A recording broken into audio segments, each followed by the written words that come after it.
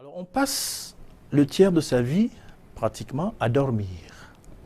Il se trouve qu'il y a des maladies qui n'apparaissent essentiellement que pendant le sommeil. Ok? Et le sommeil lui-même peut être déficitaire. Alors, les maladies du sommeil sont les maladies du sommeil déficitaire ou des maladies qui apparaissent essentiellement pendant le sommeil. Alors, il y a 6 ou 7 grands groupes de maladies dans la médecine du sommeil. Le premier grand groupe qui est connu d'ailleurs de tout le monde, c'est les insomnies, aiguës ou chroniques. L'insomnie, c'est un déficit de sommeil. C'est une plainte d'un sommeil, c'est une plainte subjective de son sommeil. Cette plainte porte sur la qualité du sommeil ou la quantité. On doit dormir, l'être humain doit dormir entre 6 et 11 heures de temps par jour. S'il dort moins de 6 heures, il y a insomnie. S'il dort plus de 11 heures, il y a hypersomnie. Ok? Et entre les deux, le sommeil est de durée normale. Et dans cet espace-là, dans cet intervalle-là, il y a les petits dormeurs qui dorment 6-7 heures de temps. Il y a les moyens dormeurs, 7, 8, 9. Et puis il y a les gros dormeurs qui dorment 10 heures, 11 heures de temps. Les gros dormeurs ne sont pas malades, ils sont gros dormeurs, ils ne sont pas malades.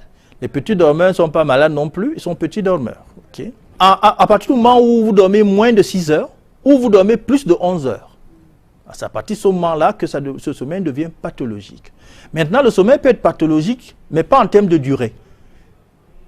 Il peut être pathologique parce que vous vous réveillez très tôt, ok? Ou parce que quand vous vous levez, vous n'avez pas le sentiment que vous avez suffisamment dormi. Alors qu'on vous a vu dormir, et si on regarde la montre, vous avez dormi 6 ou 7 heures de temps, mais vous, quand vous vous réveillez, vous avez le sentiment que vous n'avez pas suffisamment dormi. Nous appelons ça le sommeil non réparateur. Ok? Donc, la plainte peut porter sur la quantité de sommeil, en termes de durée, ou sur la qualité de sommeil.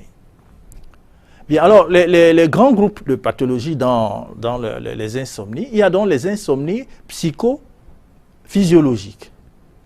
C'est les insomnies qui sont liées à un stress présent ou antérieur. Par exemple, une femme qui a connu le divorce peut perdre son sommeil. Un homme qui a perdu son emploi, une femme qui a perdu son emploi, peut perdre son sommeil. Quelqu'un qui a perdu un être cher peut perdre son sommeil. Vous comprenez? Une femme qui a été violée peut perdre son sommeil. Un militaire qui a fait la guerre, où il a plusieurs fois frôlé la mort, peut perdre son sommeil. N'est-ce pas? Voilà. Et ça, c'est l'insomnie psychophysiologique. Maintenant, il y a des insomnies dites idiopathiques, personne ne sait pourquoi. C'est l'enfant qui commence à devenir insomniaque très jeune et qui vieillit avec d'autres très peu. C'est une insomnie idiopathique. Maintenant, il y a des insomnies paradoxales. C'est-à-dire que tout le monde voit qu'il dort, le sujet dort, mais elle jure par tous les dieux qu'elle ne dort pas. Le conjoint dit qu'il dort, mais elle dort, ou il dort, mais il jure qu'il ne dort pas. Voilà. Quand nous faisons des enregistrements au laboratoire du sommeil, on voit qu'il dort. Mais lui... Comment ça s'explique alors, il y a très peu d'explications. En fait, ce sont des états dissociés. C'est-à-dire qu'une partie du cerveau dort et une autre partie est éveillée. Alors, lui voit la partie éveillée pendant que l'environnement voit la partie qui dort. Voilà, donc, c'est des états dissociés. Ça n'existe pas seulement chez l'homme, mais même chez les oiseaux. Les oiseaux, par exemple, qui font des voyages migratoires de 20 000 km, ils dorment pendant le vol, sauf qu'ils dorment d'une partie du cerveau. Voilà. Donc, ça, c'est les grands groupes des insomnies. Maintenant, cette insomnie peut se décliner en insomnie d'endormissement, c'est-à-dire que vous vous couchez, vous n'arrivez pas à trouver le sommeil, ou en insomnie de maintien, vous trouvez le sommeil, mais vous le perdez rapidement, à 2 heures, 3 heures, vous êtes éveillé, vous tournez en rond dans votre lit, ou alors des insomnies de réveil précoce, vous vous levez très tôt, à 3 heures du matin, vous êtes déjà debout, ou alors des insomnies donc de sommeil non réparateur. Alors tout ça, il faut enregistrer ce sommeil au laboratoire pour objectiver l'insomnie et puis la traiter. Alors vous avez demandé comment on traite. Il y a 2 façons de traiter une insomnie. On peut traiter par des médicaments, ça dépend donc du type d'insomnie. Les médicaments qu'on va utiliser pour les insomnies d'initiation ne sont pas tout à fait les mêmes que ceux qu'on va utiliser, les insomnies de maintien ou les insomnies de réveil précoce. Les insomnies aiguës, c'est-à-dire qui datent de moins d'1 mois, auront un type de médicament, alors que les insomnies chroniques, voilà, Si l'insomnie s'accompagne d'anxiété ou de troubles dépressifs, ça va encore être d'autres types de traitements. Voilà, donc on peut donc traiter par les médicaments, on peut aussi traiter par ce que nous appelons les traitements cognitivo-comportementaux. En quelque sorte, on apprend au sujet insomniaque comment dormir. Oui, bien sûr. Vous savez, on ne peut pas vivre sans dormir. Hein. Donc, si l'insomnie devient chronique, il faut bien utiliser les somnifères. Nous disons les hypnotiques, les médicaments du sommeil.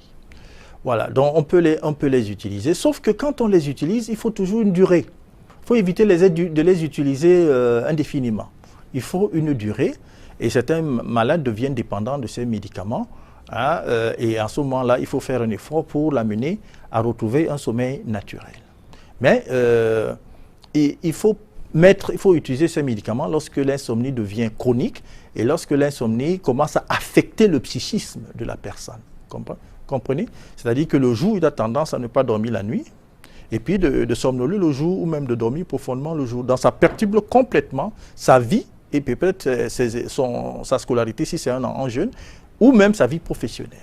Donc en ce moment, je disais donc qu'il y a deux types de manières de soigner ces insomnies. On peut utiliser les médicaments, on peut utiliser les techniques cognitivo-comportementales, c'est-à-dire on apprend aux malades à dormir.